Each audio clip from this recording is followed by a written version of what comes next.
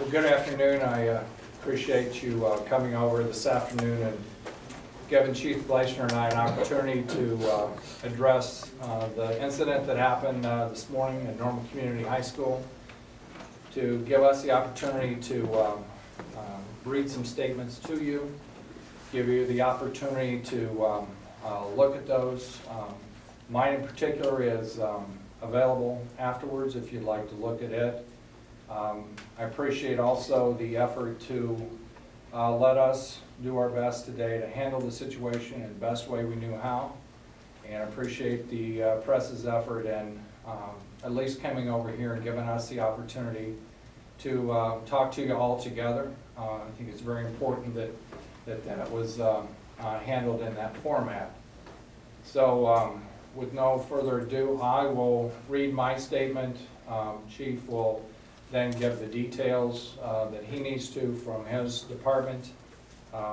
Really honestly, I think our segregation of duties is obvious, but for those that need to understand that, I run the school district and he runs basically the police department. And so the investigation that will go on with regard to the enforcement of law and through the court systems and that type of thing will definitely be on his side, and those procedures and circumstances in which we were able to evacuate our students and get them to Eastview today will be kind of my responsibility and go through that with you. So with that, I'd like to begin by reading through my statement if possible. Fortunately, we have prepared for these situations like this, and all of our students and staff members are safe. We acted to protect the safety of everyone. We believe we did an excellent job in keeping everyone safe today. That is why we drill. We've done evacuation drills throughout the district, including those at Normal Community High School. We responded today just as we practiced. The school went on lockdown immediately. As police released students, they headed to Eastview Christian Church, and we do want to thank Eastview for their neighborly cooperation today, because that went extremely well for us. We worked to get information out to the parents and the community as quickly as possible. We had district administrators and counselors from throughout the district at Eastview to help with the process. A special thank you goes out to the faculty and staff at Normal Community High School who responded with compassion and professionalism. We know there were challenges throughout the process, and we used this opportunity to improve on these situations. The first school reach message we sent went out, and we realized a large number went to answering machines. We are correcting that so we can follow through emergency calls to all phones in the future. We also know that the process to reunite the parents with their children was a lengthy one. Our priority always is the safety of the students. We will look at our procedures and try to find a way to streamline this process, and as we understand, there's always room for improvement. I'd also like to thank the community for their support during this situation. The calls and the offers of help were tremendous. I especially want to thank Normal Police Department and Eastview Christian Church for their cooperation and support during this difficult time.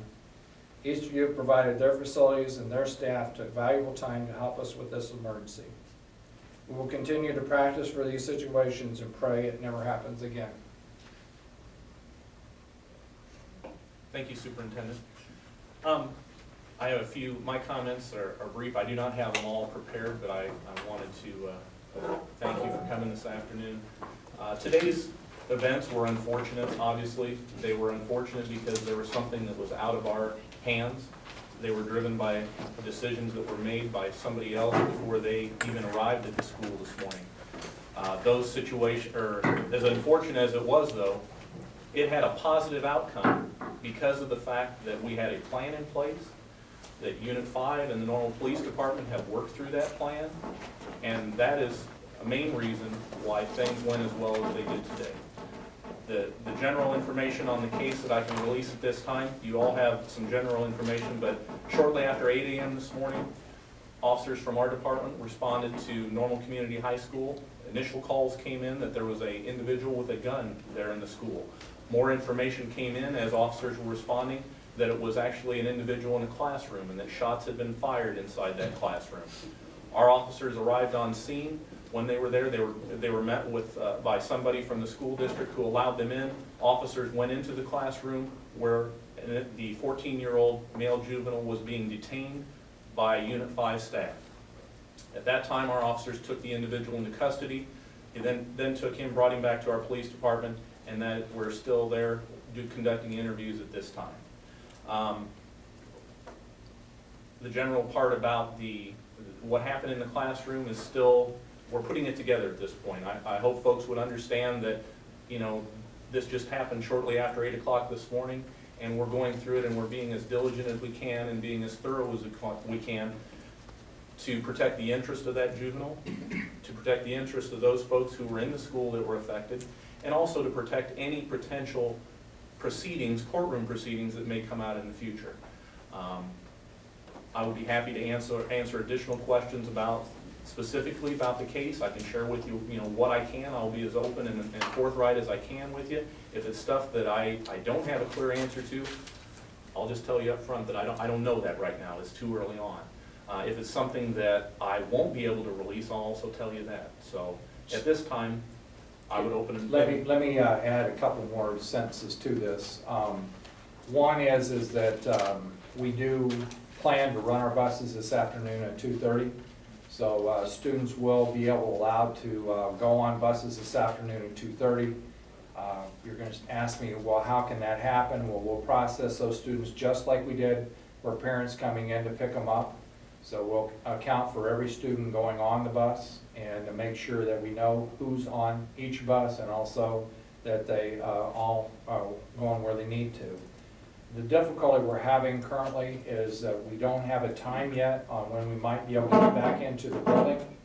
And the building issue is that there's still a crime scene that's being investigated. Therefore, we've got keys, we've got driver's license, we've got purses. In fact, we've got most of our student materials still left in the building.